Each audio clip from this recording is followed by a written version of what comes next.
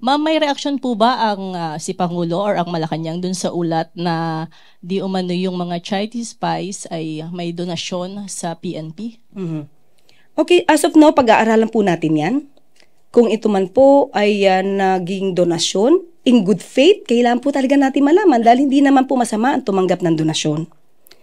Okay, sa panahon po ng pandemya, nabalitaan po din natin na marami po natanggap na ambulance, na mga sasakyan, tama ba? Ambulansya, especially Davao City. Parang marami na ibigay ang China sa Davao City sa panahon po ni Mayor Mayor Sara at the time. Wala pong masama kung tatanggap tayo ng donasyon if it is done in good faith.